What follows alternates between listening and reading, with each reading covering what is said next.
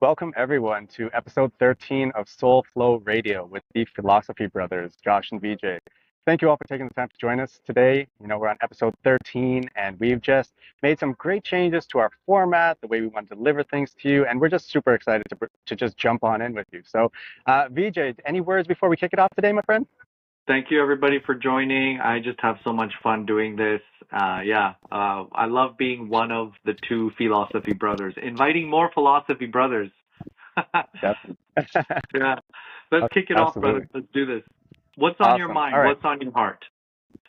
Well, you know what? I was watching a show the other day, and there was chess that was brought up in the show. And for me, I'm a guy who's loved chess forever, for as long as I can Mm. remember. Like my first encounter with chess, as I recall, it was in junior high, and I remember walking past like where my math class was, and I see these people, they brought out the boards, and it's like, what are they doing?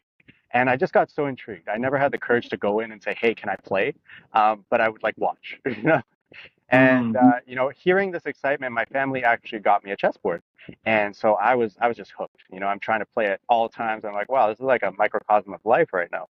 And so at any moment, I would like walk with those like little chessboards from the dollar store, or I might actually walk with my big one if I knew like we were going to a gathering and we'd have some time.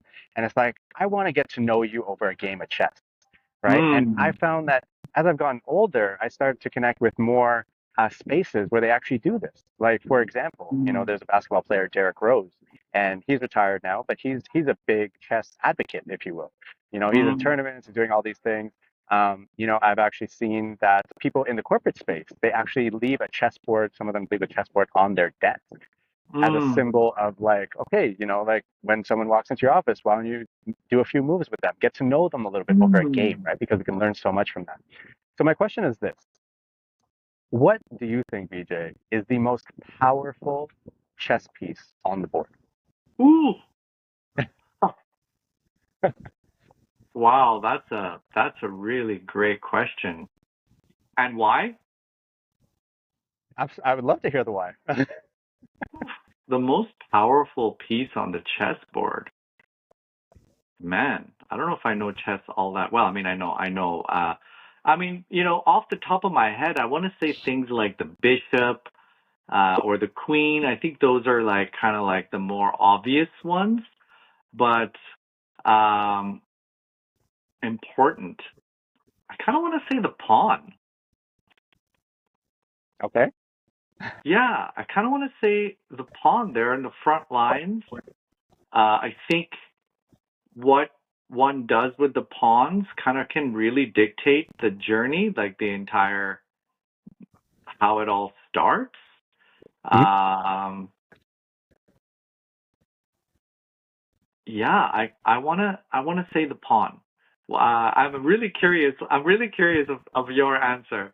By the way, I don't know. I mean, you must have surely seen the show The Queen's Gambit. Absolutely. Where Yeah, such a great show, and it's funny you brought this up. Not long ago, I just made a Lego set, like a chessboard with using Lego. They have a set.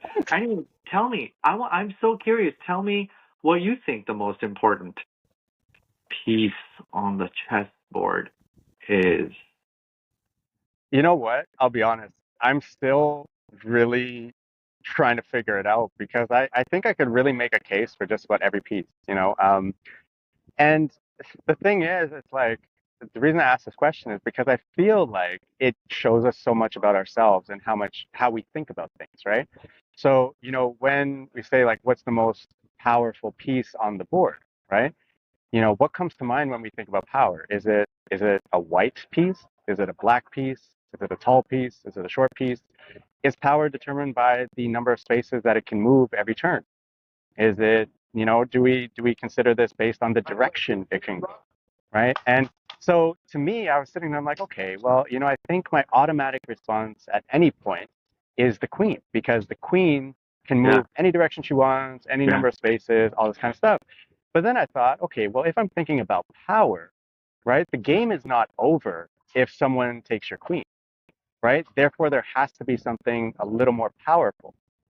But at the same time, then what am I saying? Well, the whole objective of the game is to actually take someone's king, right? And the Hmm. king can only move one space in any direction.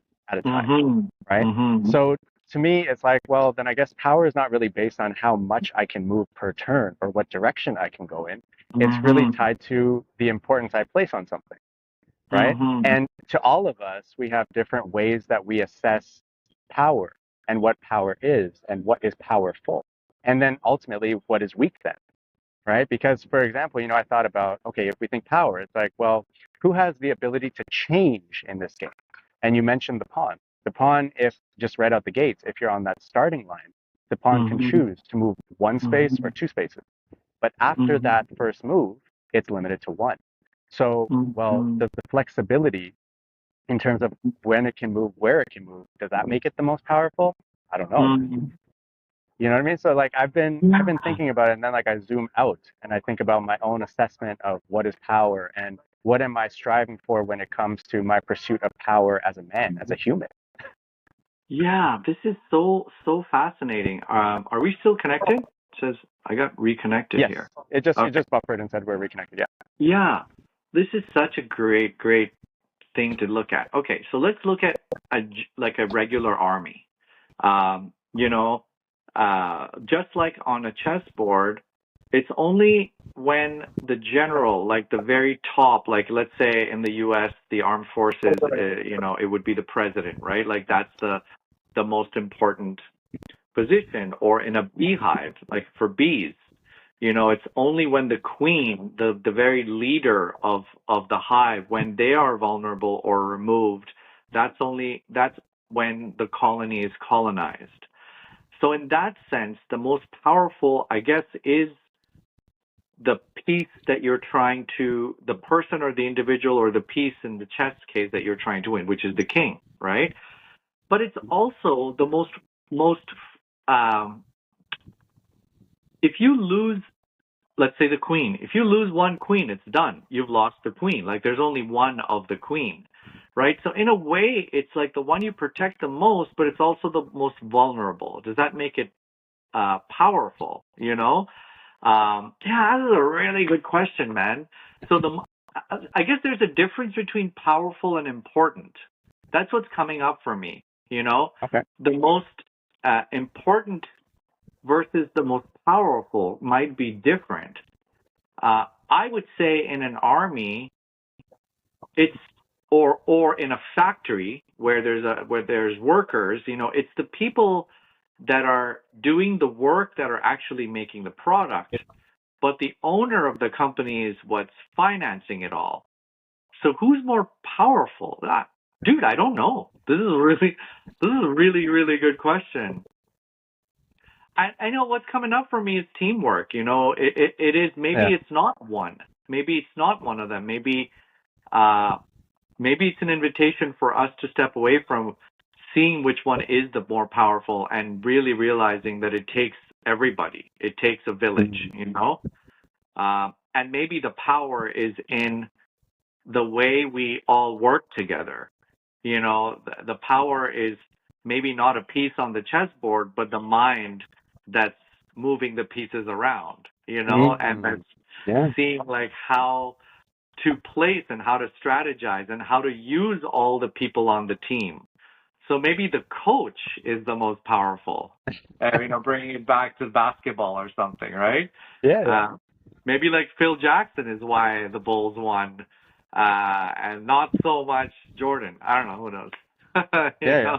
No, I get what you mean, and that's an interesting point in itself because I actually just rewatched The Last Dance, and there's a big focus on Phil Jackson and his style, right? So for when you think about that, it's like also the person who's leading, right? It's also based on how they think about it, right? Because what we could have seen play out there is Phil Jackson's understanding of who is the most powerful, right? Yes. And let's put them in a position to succeed, right? But Yeah. at the same time, when you explore his mindset and how he approached his team, it seemed to be putting people in the right position so that you could get the most out of everybody, right? Yeah. So, I don't think it's one of those that there's ever going to necessarily be one concrete answer. I think we really could make a case for it either way. Yeah. Yeah. Exactly. I mean, Jordan didn't win for the first few years. Before Phil came around, before Scotty came around. So it's not just Jordan. When Jordan left for this year of baseball, Scotty couldn't win. Uh, Phil was there. Yeah. Yeah, so it's like I think it's like it's not one. It's like it's just the dance. It's like how all the it's like it brings me back to the fist, right? Like the fist is way stronger than each individual finger. So it's like Mhm. really the unity. It's like the union and how we work well, how we work together as a community or a team or an army. I think that that's what it is. It's like this brings me to like the 300 Spartans that Yeah. protected like whatever thousands of other soldiers. It's like it was just the fact that the 300 of them worked together. Yeah. Wow, Hmm. that's fascinating. I was not expecting that kind of question. I love it. I I had a love it. feeling. But like how would your response change then, I guess, if we did say instead of powerful, if the word wasn't powerful then, if we said useful, would your answer change, do you think? Useful.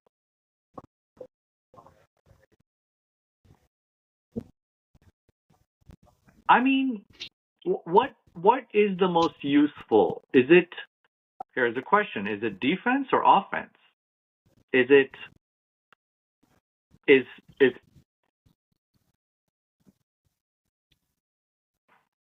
yeah, so like a little bit mind blowing. I know it's like simple, but it's not simple.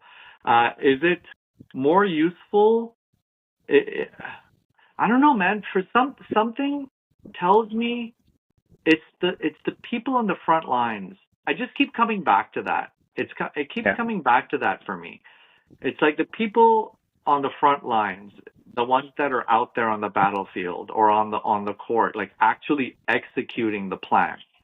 Like the person that's executing the plan has to A, understand the plan, be fit enough to execute the plan and actually execute. It's one Right. thing to conceptually understand it. Oh, yeah. I mean, I'll say this, like I can theorize and talk all the talk I want, but if I don't walk it, it's useless, right? Yeah. So any learning or teaching that I have from life, I can preach about it for hours. So I know the theory, and Phil Jackson can talk to me all strategy all day long, but if the execution that doesn't happen, it's all useless. So I Yeah. would say the people that are involved in executing the plan are probably the most useful, Okay. you know? Interesting. Yeah. Yeah. I don't know, man. No, I I hear don't you. think there's a And right or wrong. I don't know. What do you think? no, What do you not at think? all. You know what? Like, what's coming to mind for me, right, is like if we continue with the Last Dance example, right? You know, people argue all the time that Jordan is the most powerful player ever, right? So, or great. They say greatest, right? But if we just go with the term power, right? But let's think about it. If you land on a team where the coach hates your guts and he's going to bench you for the rest of your career, you could be powerful all you want, but you're not being put in a position to be useful. So it's interesting because you could be the most Yeah. powerful, useless thing, right? Or Huh. you could be a useful, seemingly powerless thing. So I don't know, man. Yeah. I think it's a really just good opportunity for us to in thinking about a game like chess, Yeah. right? It's detached enough from everything else that we could perhaps zoom out now and think about how this actually applies in our broader maybe relationships, ecosystems, work environments, things like that, right? And how we can actually use this to empower ourselves and maybe Mhm. think a little bit differently so we can feel a little bit more powerful, a little bit more useful, maybe aligned and effective in the spaces that we happen to find ourselves. Yeah, I'm flip-flopping now, man, based on what you just told me and just what I'm thinking. Where are Like you at now? it is the mind, right? It is the mind. It's like I mean, I play tennis, right? So I could Yeah. have the greatest forehand or the best serve in the world, but if my mind isn't on it, or if I'm not focused, or if I'm like losing my temper after missing a shot and I don't come back to zen and be centered, then it doesn't matter. Like you said, it doesn't matter if Jordan's the greatest player of all time. If he's benched, if he's not using his mind properly, it doesn't matter. He could be powerful but useless. So yeah, I mean, I'm flipping back to now the person who strategizes, who comes up with the strategy. So yeah, like who cares if I can? execute, if I'm executing the wrong thing, if I'm Mm-hmm. executing, if I know that what's probably good for my life is to spend more time doing activity A, whatever it is, let's say, preparing for a project or something, and I know that, but then like I'm actually um executing, that's one thing. But if I think wrongly about it, if I'm like, no, I'm going to brush my teeth for 7 hours a day, that'll be good for my life, and then yeah, so I think I come back now, I come back to like the person who is thinking the strategy is probably the most useful and powerful. I like that. And Yeah. I look forward to asking you if it changes in 5 minutes. Yeah. No, you know what? Like, I would love to know, like, if you can inquire with other chess players, like people that are possibly really good at chess, what Mhm. what their answer would be. I would be very, very curious. Sure. Maybe Well, you know what? maybe. For any chess listeners who are actually tuned in to this episode right now, or maybe you're catching it a little bit later on, we'd love to hear your feedback. Like, drop it in the comments, send us a message. Like, we're curious about this because this actually is Yeah, about more than a game. This actually speaks to human nature and power dynamics and how we show up in the world and all these different things. So it's very unique, I think, in the way that this cracks open a topic. yeah. There's no right or wrong answer. We're spitballing here. We're probably going to change our answer 5 more times, and by the time this episode ends, that probably won't be the last time that we change our answer. So, for anyone with an opinion, you don't even have to be a chess player per se, but we would Yeah. love to hear your thoughts. When you think about power and usefulness and whatnot, how does that maybe differ? How is it the same thing? Which piece would you say is the most powerful on the board? We'd love to know. Get in our comments. Yes, I really want people to comment on this. I'm like very, very curious. I love this format that we have where we don't actually know, because I didn't want time to think about this before the call. Yeah. Yeah. Yeah. I'm curious to hear the feminine's answer to this. Like, Oh we yeah, look at power in a very different way men do, right? definitely. It's like what is power? It's like what I say happens. That's Yeah, power, right? It's like what I say yeah. happens. I have the But power here. But you know what? What I find interesting is that in this example as well, right? And I'm sure we can probably identify a few other examples. What I find interesting is that as a blanket statement, generally, right? I think the results will come back as the queen, right? And I think if anyone, wants to go one step further, I think they'll say the white queen, okay? But I think that it brings up an interesting thing because that answer, is one that's been shared with me from men and women throughout my chess playing career, right? And it's usually the queen. But then, I think about us as guys, right? For example, what are many of us in pursuit of? We're in pursuit of women and things like that, right? But then in moments of weakness or when we think someone is useless or has no value, what do we call them? We call them the slang and anatomical term for what it is that we spend our whole life pursuing, Isn't it wild? right? And, we do that, yet in one regard, we say it's like the Holy Grail. In the other, we use it as the most derogatory thing that we could say to one another. And then, there's so many examples of the feminine version, if you will, of something being stronger or more powerful or more demonstrative, whatever it happens to be. And, I think that we need to step back, especially as men, and examine. But it's not just for men. Like women need to examine this as well, right? Because that's the other half of the conversation. But I think that we as men need to open this up as a conversation and speak about it more openly and vulnerably because we do this. And it kind of just keeps old patterns alive and prevents many of us from actually getting into those relationships and dynamics that we want and are seeking, but we're not aligning our actions and our words and our thoughts in that path. You know what I mean?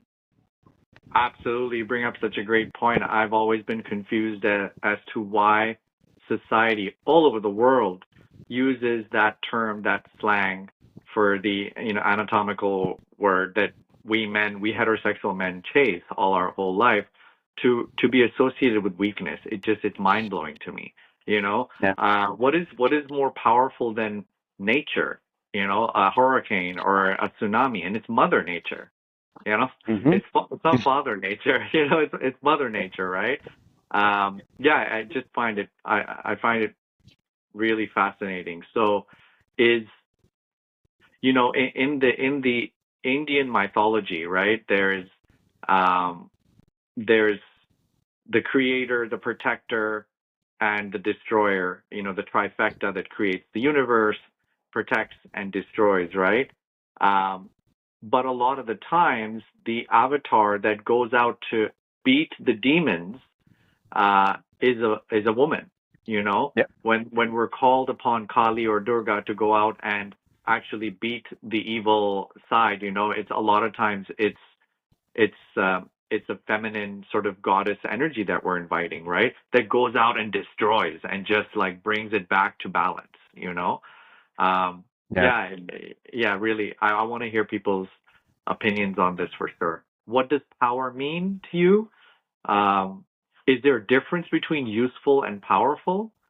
Uh, and is there do we lose anything by defining it? Like, is there a need? Is there a need for one to be more powerful than the other? That's the other thing that's keeps coming up for me is that these terms, powerful, more useful, most powerful, inherent, GOAT, who's the best basketball player, tennis player. Like, it's like our brain is looking for a hierarchy, right? At all times. Yeah. Like, we always want to know, like, who's on the top of the food chain? Who's like the best basketball player in the world? Who's the leader of your whatever, of the band or whatever?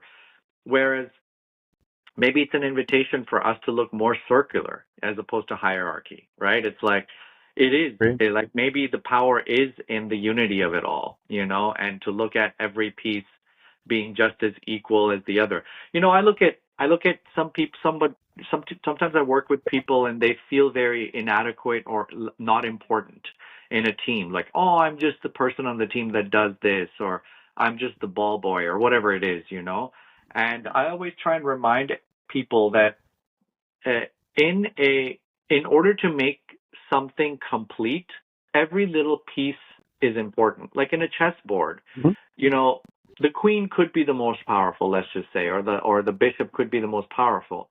But if you remove one pawn, it is now an incomplete picture. Like it's Yeah. an incomplete chessboard. So is that pawn any less important than the queen? Because every piece is necessary equally in order for the conversation to even begin, you know? Like you Yeah. remove the weakest player from the basketball team, and now it's an uneven matchup. So it's an incomplete team, you know? Yep. So how do 100%. we, define, you know?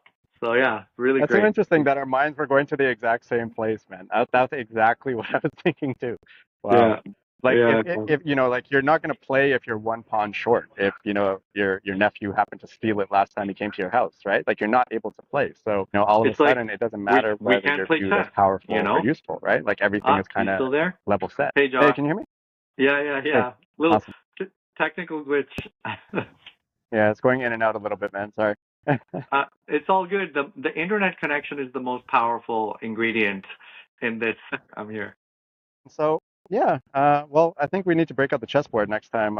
Next time we're in person together. Yeah, I would love that. I mean, you will probably beat me, but that's okay.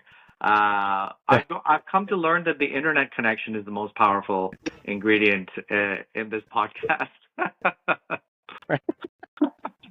Yeah, And yeah, man. But exactly. I feel pretty complete in how we shared on that. I think that this is really inviting, as a way to open up the conversation. Hopefully some others see themselves in it, see how, this topic of usefulness and power and all of these different sort of maybe habitual responses that we have to certain things are setting us up to stay in some of these same loops that we find ourselves in and Yeah, find ourselves dissatisfied in. yeah, So I think yeah. it's an important one, and I do hope that people do see themselves in it and drop some comments and get in touch with us. 100%. Yeah, absolutely. I guess I would love to just summarize and say that I really want to invite people to find their own value in their dynamic with their relationship or their within their family or sports team, is to really believe in the value that they bring to the entire Yeah, equation, because without you the thing is incomplete. And so that there's definitely. power in that, in your unique contribution to anything you get involved in. Yeah, no, that's a great message, man. And Yeah. I know that we're in a time where people might not necessarily feel especially powerful or useful or enough. You know what I mean? And hopefully, they do help to, see themselves a little less alone in these conversations that we have, and can really understand some of the mental traps that we kind of have that might be keeping us there, keeping us feeling powerless. And if you find yourself in one of those powerless situations, I think an invitation that would come from both of us, BJ, I think is to really ask ourselves why we continue to, keep ourselves in those environments, right? Why don't we see what it's like to actually play big, play our full size in the world versus play small? Let's actually check in with that inner voice when it's giving us some feedback. Whose voice is that coming through it, right? Who's saying you're useless or not powerful, right? And what are you doing to really convince yourself otherwise?